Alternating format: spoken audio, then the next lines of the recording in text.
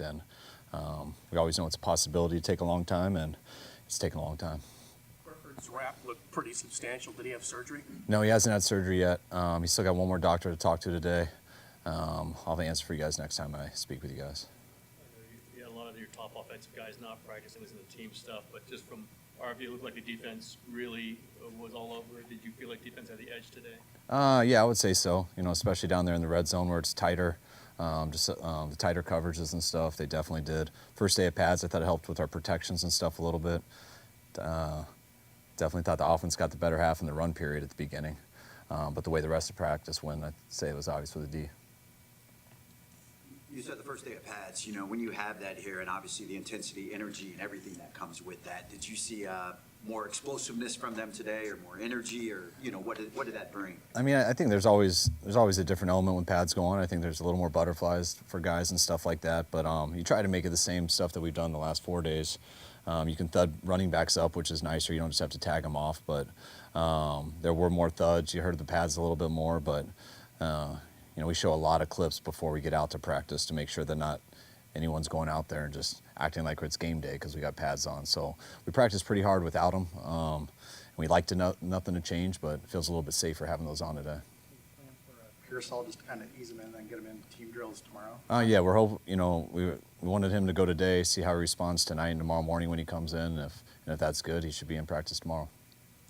What do you see from Trent Taylor? It seems like he's pretty involved in the returns, and then he was also with the ones today on offense. Yeah, Trent is. Love having Trent back here. Trent can help out anywhere. Trent's such a good football player. The moment's never too big for him. He knows the offense well. He can hop in at all three spots. Competes his ass off in everything he does, and he's very valuable as a returner too. So, especially having a lot of guys in and out, it's good to have some versatility there with Trent. Did you bring him back as a returner at first, or just all around? No, I mean, you always want a group of receivers in camp, and you're going to get a few in the draft, possibly a free agency after the draft. You got the guys that you already have on the roster, and you want to add harder competition. And I always love getting some veterans in here who know how to play, who the game's not too big for, that hopefully can add competition and possibly make your team or make guys better who have to be very good to beat out some guys like that. And you always like guys like that as possible practice squad players too, because when they have experience and something happens on a Friday or Saturday, the game's never too big for them. You can get them up and they don't blink. Two had a nice chunk play today, and I guess to get him out there, and after last year we hit the drops and then he got hurt, and it was kind of almost like a lost year for him. Yeah, no, I know that was frustrating for him. I mean, to go through camp, a lot of times you go through camp and you got to get worse before you get better, but it's tough when you have a big injury like he did. He's been working his butt off to get back, and I know he did that throughout OTAs, and for him to, get his fifth practice in a day and to finally make it to get the pads on, to get some catches too, I was happy for him, and hopefully he'll continue. What do you expect the timeline to be for Cowing and Guerrero? I mean, I think theirs were grade ones, I think. So, Isaac was worse. That's going to be a few weeks. Jake is in a similar boat as Tay.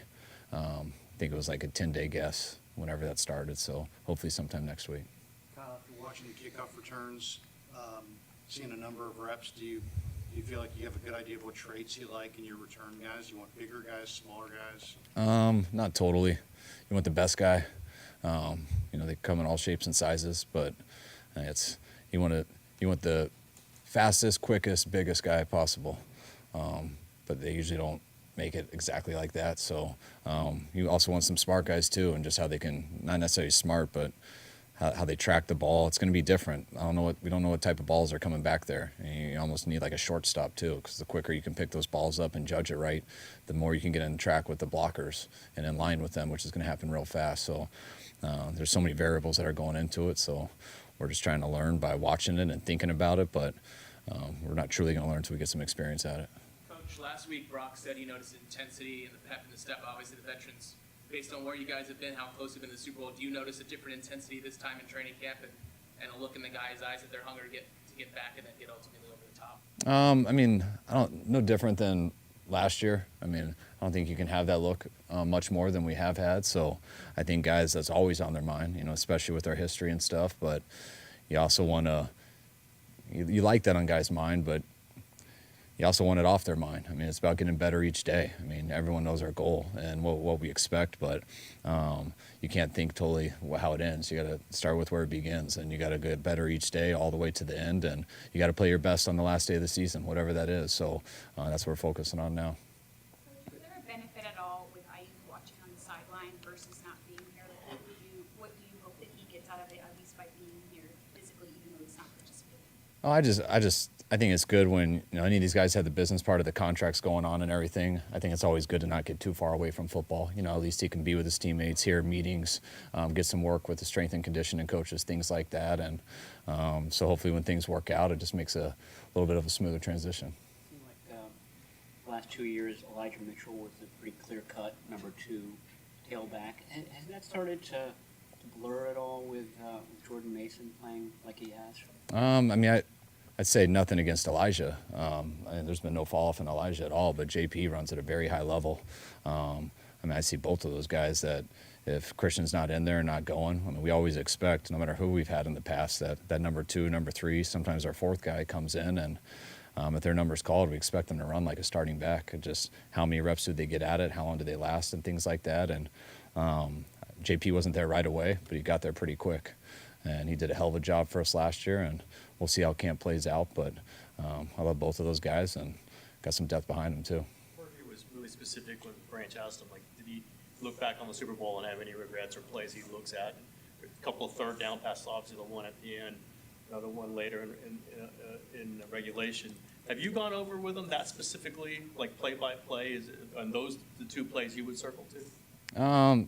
Yeah, that's one of the hardest things, I take like a month off of it before I can handle it, but then I get a couple month head start before those guys do. And by the time they've gone here, I've seen it 1,000 times, not just in game order, but cut-ups, things like that. And so they get here, and it's sometime in phase 1 where you're going through cut-ups and stuff, and then it's, hey, there's only one game that we haven't reviewed from last year because the season ended after it, and we always review games together. So we took a time where I reviewed it all with him and the other quarterbacks who were in the meeting room, the other coaches, and it's always hard to watch that stuff because so many emotions are attached to it. But after you do and you start to assess it and look at things, you put it in perspective and find a way to get better from it.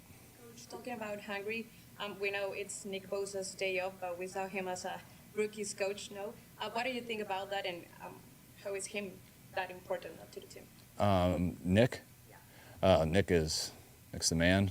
I like when he has days off. It makes it a little more efficient for offense. We can get some more work in. But Nick's also, he's got to stay in his routine so he can keep being Nick and continuing to take it to another level. But he handled everything the right way. I think it was hard on him just missing all of camp last year. And, Nick's he thinks about everything, every rep, everything he does. And so do we, and we got a good plan for him. And he's got a lot of work in so far, a lot more than last year at this time. And we believe that'll continue. Kyle, are there any other defensive ends that are kind of keep an eye on to see just how the depth is? Yeah, all of them. It's not a concern for you just where the depth is, because we talked, Drake's not going to be able to participate, so does that put extra focus on those guys' reps? We knew that coming in with Drake, and we've also, bringing in Tour and bringing him Leonard. We've addressed that, and especially with some of the guys that we lost. So we feel good about what we came in with our D-line, and 5 practices in, feel just as good, if not better. Today, beginning the 2nd week of training camp, so far, has there been anything or any player in particular that has surprised you or impressed you in a way that you're like, wow, okay, they have that there? No. A lot of guys have impressed me, but it's also so early in camp, and I don't try to get too high or low on anybody. We're not through our install yet. Today was our first day of pads, so some guys will look real good one day and tail off a little bit the next day, but we got to get a little bit more into it before, especially with the pads on, before guys start separating themselves. Brendan Allen's had a pretty good head start on Dobbs in terms of the system. How do you see that playing out? It's determining which one's going to be number 2. Just them continuing to get equal reps, and usually it plays itself out. You like it for one of them not to make it to, they make the decision. usually we all can see it, and it eventually takes care of itself. And the players know, the coaches know, and it's not a tough decision.